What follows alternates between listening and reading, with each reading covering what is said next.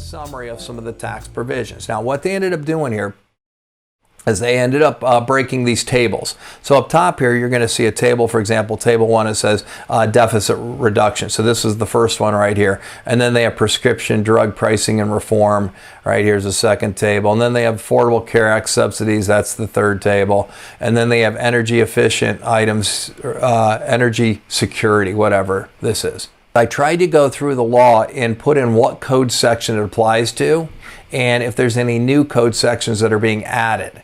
Okay, C corporations used to be subject to a alternative minimum tax.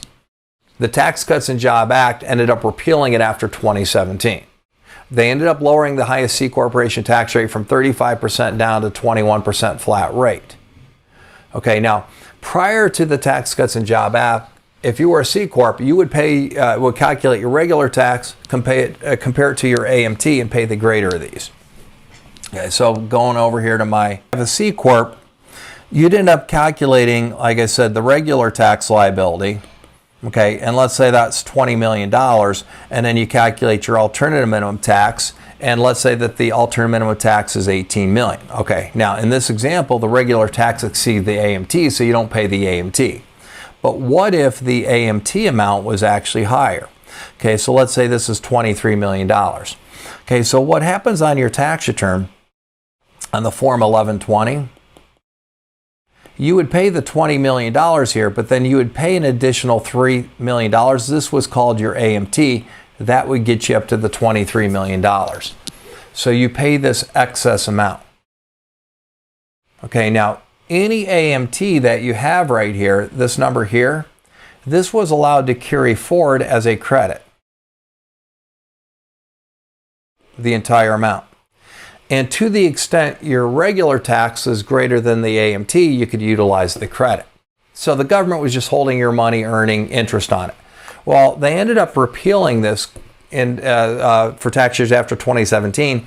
And basically, if you had an AMT credit carrying forward, they gave it to you, I think it was over 2 years. So they gave you this credit back. Okay.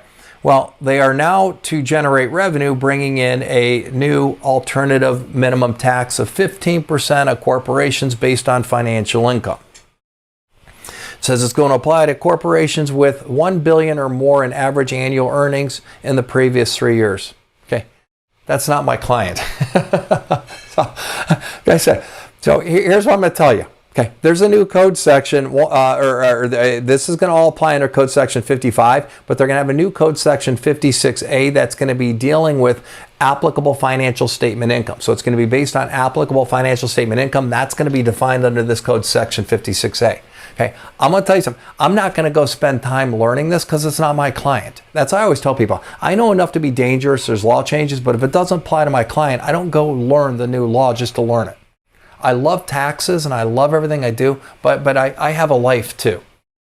Okay, so anyway, just realize it's only going to apply to these taxpayers with financial statement income of $1 billion or more. It's not going to apply to S corps, regulated investment companies, real estate investment trusts.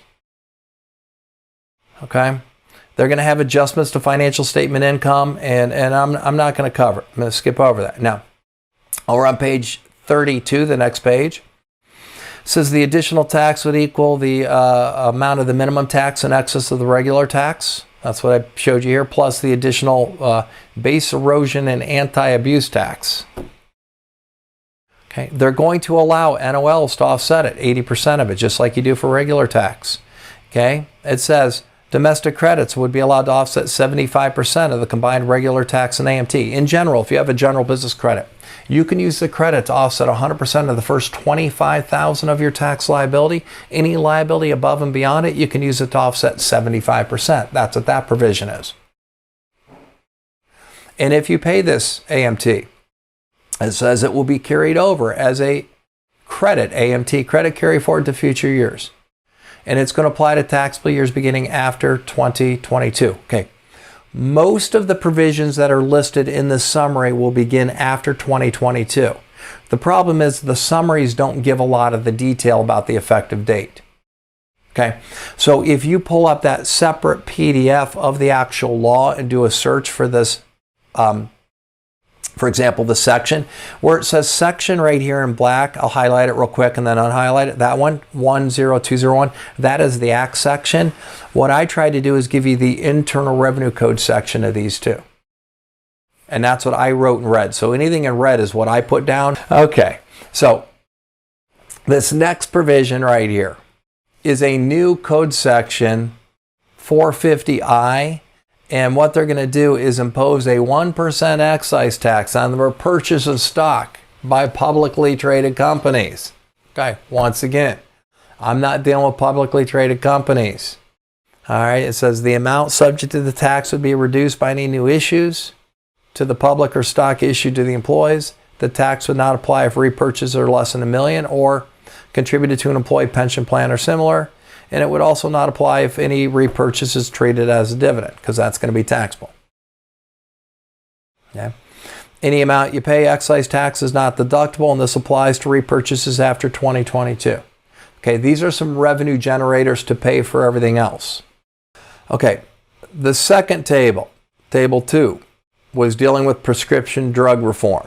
These were some of the tax provisions right here, prescription drug reform. All right, they're going to impose a new excise tax on drug manufacturers, producers, and importers who fail to enter into drug pricing agreements under a certain section of the Social Security Act. This is not my client. There's a new code section 5000D. You can find this in Act section 11003. Look at this. It says the excise tax would range from 185.71% to 1900%. Depending on duration of non-compliance. Okay, so Table 3 is dealing with Affordable Care Act. Back in 2010, President Biden signed the Patient Protection and Affordable Care Act. A lot of people shorten it and just call it Affordable Care Act. Okay, we all know that they brought in a bunch of taxes that started in 2013, the 3.8% net investment income tax, the 0.9%, but also brought in subsidies for buying health insurance through these exchanges. Okay, the exchanges can be set up by your state or a federal exchange offered in your state. Okay, generally they apply to taxpayers that have income between 100 and 400% of the federal poverty level. They made significant changes, okay, and they brought in a provision allowing people that were above 400% of the federal poverty level to get these subsidies. Okay, that was supposed to apply for 2021 and 2022. Now this will be back in your materials back in Chapter 1 in detail.